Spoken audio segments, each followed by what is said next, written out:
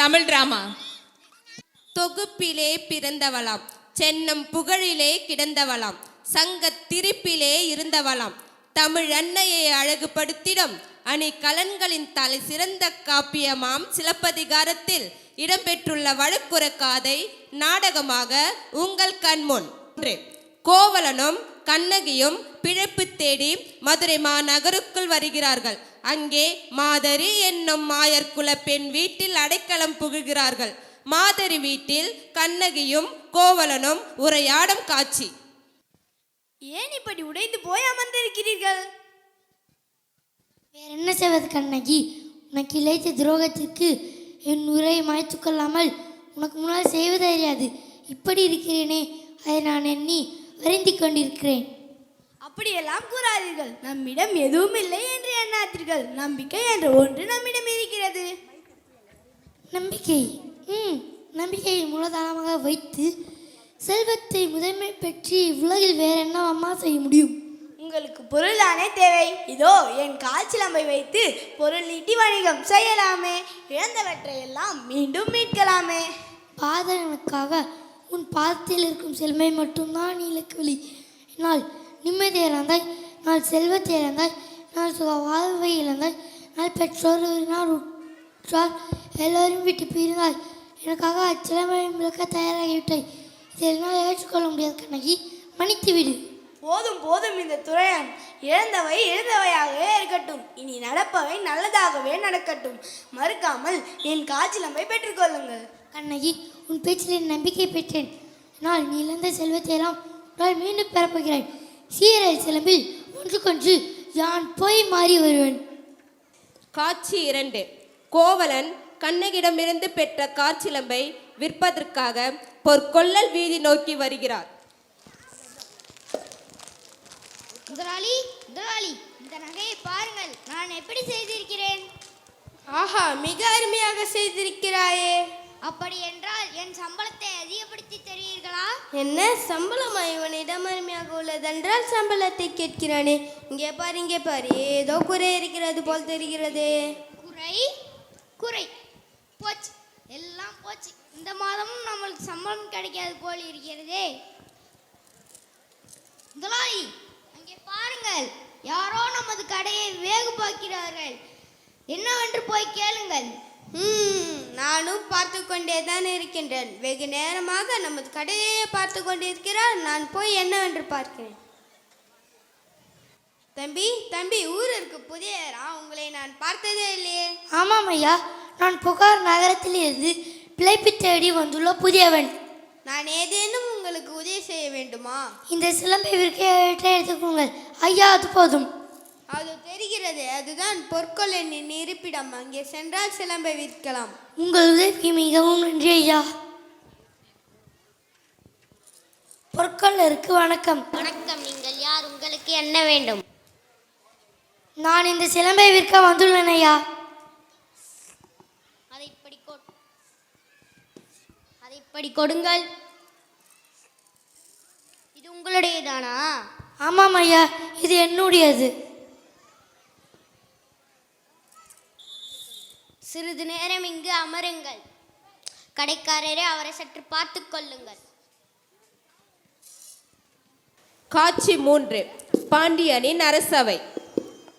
மதுரை மாநகரத்தின் மங்காத புகழுக்குரிய நீதி ஒழுவார் செங்கோழனும் வேப்பப்பூ மாலை அணிந்த வெற்றி வேந்தனும் விண்ணிலும் மண்ணிலும் மின் கொடியை நிலை நாட்டிய தென்னவனாகிய நம் பாண்டிய மன்னன் வருகிறார், வருகிறார், வருகிறார்.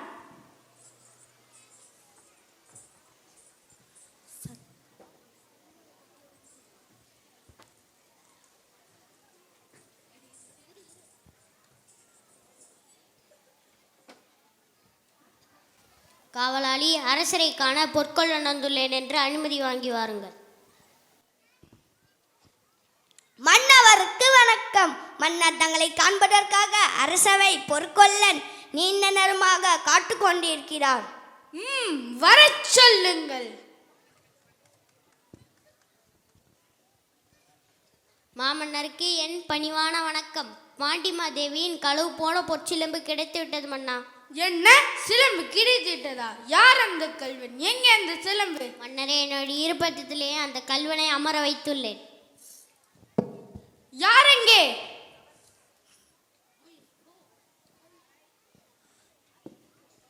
பொற்கொள்ளன் காட்டும் மக்கள்வனை கொன்று அச்சிலம்பை கொணர்க. அப்படியே ஆகட்டும் அண்ணா. காட்சி 4. சூழ்வினை காரணமாக கோவலன் கல்வன் என்று பாண்டிய மன்னனால் குற்றம் சாட்டப்பட்டு கொலை செய்யப்படுகிறார். பாண்டிய மன்னனின் ஆட்சிக்கு இணங்க கோவலன் கொலை செய்யப்பட்டான் என்ற செய்தி மாதிரி மூலமாக கண்ணகிக்கு அறிவிக்கப்படுகிறது. கண்ணகி, கண்ணகி, எங்கே இருக்கிறாய்? இதோ இங்கேதான் இருக்கிறேன். என்னம்மா, ஏன் இந்த பதற்றம்? கண்ணகி, நீ காணாத தூரத்தையும் அடையாத துன்பத்தையும் அடைந்து விட்டாயே கண்ணகி. நான் காணாத துயரமா, அடையாத வேதனையா? எதுவாக இருந்தாலும் சொல்லுங்கள். இதுவரை நீ காணாத துயரத்தையும் அடையாத துன்பத்தையும் அடைந்து விட்டாயே கண்ணகி. என்ன சொல்கிறீர்களம்மா, என்ன சொல்கிறீர்கள்? சிலம்பு விற்க சென்ற உன் காதல் கணவன் கல்வன் என்று பாண்டிய மன்னனால் குற்றம் சாட்டப்பட்டு சொல்லுங்களம்மா, சொல்லுங்கள். கொலை செய்யப்பட்டான் என்று செய்தி வந்துள்ளது கண்ணகி. என்ன சொல்கிறீர்களம்மா? நம்ப முடியவில்லை என்னால். என் கணவன் கல்வன் அல்ல. பொய் குற்றம் சாட்டித்தான் என் கணவனை கல்வன் என்று கூறி கொலை செய்திருக்க முடியும். என் கணவன் குற்றமற்றவன் என நிரூபிப்பேன். நீதியை நிலைநாட்டுவேன். நான் சென்று வருகிறேன் தாயே. காட்சி 5. காவலரே, காவலரே, காவிய நீரும் கையில் தனி சிலம்பும் ஆதிப்பிடி வடிவம் கொண்டு வருத்தி வந்திருக்கிறாள் உம்மை சந்திக்க என்று உமது மன்னனிடம் உடனே சென்று சொல்லுங்கள். சொல்ல மாட்டீர்களா? யார் அரண்மனை காவலாளிகளை மீறி ஆவேச கோலத்தில் உள்ளே நுழையும் நீ யார்? புறாவிற்கு உலகந்து புகழ்பெற்ற மன்னவரின் வரலாற்றை, தேர்காலில் மகனையிட்டு நியாயம் காத்து மனுநீதி சோழனது பெருங்கதையை, நீதியின் பெற்ற பெருமை கொண்ட திருமாவளவன் கரிகள் சோழனது பூம்புகாரே எனது பெருமணிகன் மாசித்தவானின் மருமகள். எனது பெயர் கண்ணகி. உன் முறையீடு என்னவோ? முத்து விளைகின்ற 3 நாள் சூழ்ந்திருக்கும் தென்னகத்தில் மும்முரசு கொட்டி முச்சங்கம் முழத்து மூவேந்தர் முக்கொடிய நில முத்தமிழை காப்பாற்றும் மூவேந்தர் பெருமை தன்னை மூழியாக்க முடிபுரிந்த மன்னவனே, என் முறையீட்டை கேட்பதற்கு முன் நான் யார் என்று முழுவதும் தெரிந்து கொள். நீ யார்? கண்ணகி கையில் தனி சிலம்புடன் வந்திருக்கும் கண்ணகி. நீதி வழுவா நெடுஞ்செழிய பாண்டியனை துணிந்து இகழ்ந்துரைக்க வந்திருக்கும் கண்ணகி. என்ன மன்னா, ரோமாபுரி கொலு மண்டபத்தில் உனது தூதர்கள் இருக்கிறார்கள். இதோ பாண்டிய பேரவையிலே ரோமானியர்கள் வீரர்களாகவும் தூதர்களாகவும் வீற்றிருக்கிறார்கள். அந்த கொடிக்கம்பம் முறிந்து விழ அயல்நாட்டுவாறு கீழ்ந்துரைக்க உனது கொடுங்கோல் அளித்த அவசரிப்புக்கு ஆளாகி கொலையுண்ட கோவலன்மனை கண்ணகி நான் என்பதையும் அறிந்திடுக அரசே, அறிந்திடுக. ஓ, கோவலனின் மனைவி சிலம்பை திருட கல்வனின் மனைவி. போதும், யாகாவார் ஆயினும் நாகாக்க மன்னா நாகாக்க. யார் கல்வன்? என் கணவனா கல்வன்? இல்லை இல்லை, அவரை கல்வன் என்று குற்றம் சாட்டிய கயவர்களே கல்வர்கள். ஆச்சரியத்தில் கண்ணை மூடிவிடாதே கண்ணகி. கையில் கலமாக பிடிப்பட்டான் உன் கணவன். கல்வனை தமிழகத்தை நீதி கொல்லாமல் விடாது என்பது உனக்கு தெரியுமல்லவா? நீதியின் இலக்கண முறைக்கும் நெடுஞ்செழிய பாண்டியனே, உனது நாட்டில் எதற்கு பெயர் நீதி? நல்லான் வகுத்ததோ நீதி? அல்ல அல்ல, வல்லான் வகுத்ததே இங்கு நீதி. அதனால்தான் நான் வணங்குகிற தெய்வத்தை, என் வாழ்வு கருவூலத்தை சாவு படுகொலையை தள்ளிவிட்டீர்கள் அரசே, தள்ளிவிட்டீர்கள். குற்றம் சாட்டப்பட்டவரின் மறுப்புகளுக்கு மதிப்பு தராமல் கொலைவாளியின் வேலை அவ்வளவு அவசரமாக நடைபெறுவானே, இதற்கு பேரா நீதி? இதற்கு பேரா நேர்மை? இதற்கு பேரா நியாயம்? இதற்கு பேரா அரசு? உனக்கு பேரா அறம் காக்கும் மன்னன்? என்ன கண்ணகி, உன் கணவன் கையில் இருந்தது அரிசி கோப்பெரும் தேவியின் சிலம்பு. கோப்பெரும் தேவியின் சிலம்பில்லை, கோவலன் தேவியாம் என்னுடைய சிலம்பு. நம்ப முடியாது. நீ யார் நம்புவதற்கு? உன்னை யார் நம்ப சொல்கிறார்கள்? உன் மீது வழக்குரைக்க வந்தவள் நான். குற்றவாளி நீ. நான் குற்றவாளியா? ஆம், நீ குற்றவாளி. அதனால் தீர்ப்பளிக்கும் உரிமை உன் கையில் இல்லை. இதோ இருக்கிறார்களே பெருந்தன்மை பெரியோர்கள், இவர்களே இப்போது நீதிபதிகள். இவர்கள் உரைக்கட்டும் ஒரு நல்ல தீர்ப்பு.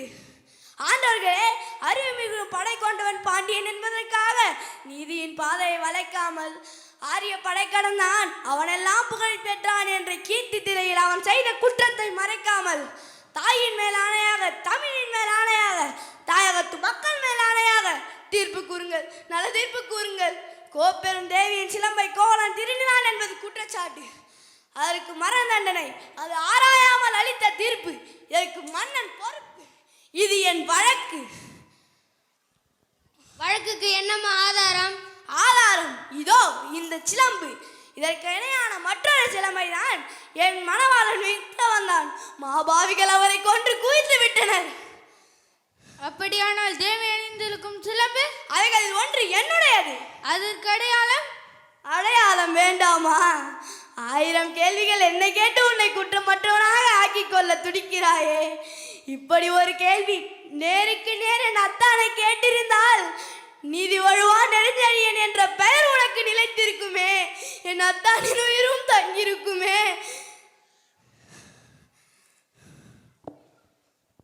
அம்மா, தேவி அணிந்திருப்பது ஒரு சிலம்பு உன்னுடையது என்பதை மெய்ப்பித்து காட்டுவாயா?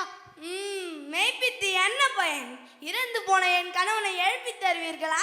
வெட்டுண்டு தலைவனை ஒட்டி தருவீர்களா? முடியாது உங்களால், முடியாது உங்களால். ஆனால் ஒன்று, உயிர் போனதால் தலை தொங்கிய என் அத்தானின் தலை போல் உங்களது தலைகளையும் தொங்க வைக்கிறேன். உங்கள் நீதி போனதால், உங்கள் நேர்மை போனதால், உங்கள் மானம் போனதால், மதுரை பாண்டியா, உனது மனைவியின் பழைய சிலம்பிலே உள்ள பார்க்கல் மாணிக்கங்களா முத்துக்களா? முத்துக்கள், அதுவும் கொற்கை முத்துக்கள். என்னுடைய சிலம்பிலே உள்ளவை மாணிக்கங்கள். அப்படியானால் எங்கே பார்க்கலாம்? தேவி இப்படி கொடு.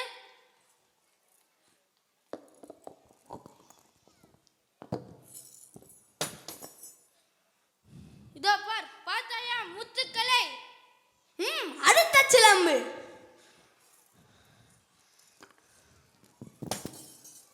மாணிக்கங்கள். மாணிக்கங்கள் அல்ல, தர்மத்தின் கண்கள் வடிக்கின்ற ரத்த துளிகள். மதுரை பாண்டியா, உனக்கு இன்னும் சந்தேகம் இருந்தால் என்னுடைய மற்றொரு சிலம்பு. மாணிக்கங்கள். ஆண்டவர்களே, அரும்பெரும் சான்றோர்களே, இதற்கு என்ன பதில்? தலை தொங்கி விட்டதா? நீதி கவிழ்ந்து விட்டதா? வாய் அடைத்து விட்டதா? பாண்டிய மன்னனின் ரம்பரம் திறம் அத்தனையும் மண்ணோடு மண்ணாக கலந்து விட்டதா? ஐயோ, ஏன் இந்த வாட்டம்? தமிழகம் சிரிக்கிறது பாண்டியா, நீ தலை குனிந்து நிற்பதை பார்த்து. தமிழ்நாட்டு மறைநூல் கேலி பேசுகிறது பாண்டியா, உன் நீதி வழங்கிய செய்தி கேட்டு. ஆனை சேனை 1000 எதிர்த்து வந்தாலும் அண்ணாந்து தலை குனியாமல் படை நடத்தும் உனது வீரம் எங்கே? கம்பீரம் எங்கே? வெற்றி திருப்பாடி எங்கே? எங்கே எங்கே எங்கே? மன்னா, மாசு படரவும் மாநிலம் மிகவும் நீதி வழங்கிய உனக்கு செங்கோல் எதற்காக? தேவையில்லை. மாபாதகம் புரிந்த உனக்கு மணிமுடி எதற்காக? தேவையில்லை. மன்னா, வேந்தர் குலத்திற்கு இழிவு கற்பிக்க வந்த உனக்கு வெண்கோட்ட கொடை எதற்காக? தேவையில்லை. அழு, நன்றாக அழு. என்னை காலமெல்லாம் மழை வைத்த காவலனே அழு. என் காதலனை, என் கண்ணாளனை, கண்ணிறைந்த மணவாளனை துடிக்க துடிக்க கொன்ற பாவி அழு, நன்றாக அழு. கண்ணகி, உன் கணவன் கல்வன் அல்ல. அவசரத்தில் கொன்று வருகாவனே என்று ஆணையற்ற நானே கல்வன். தாயே, தமிழகமே, என் தாயே, என்னை மன்னித்திடமா, என்னை மன்னித்திடு.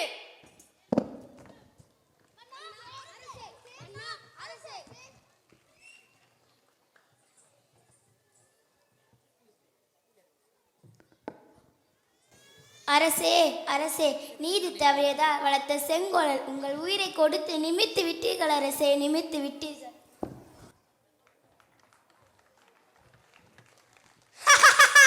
அழியட்டும் அழியட்டும் தி பரவட்டும். அழியட்டும் அழியட்டும் தி பரவட்டும். அழியட்டும் அழியட்டும் தி பரவட்டும்.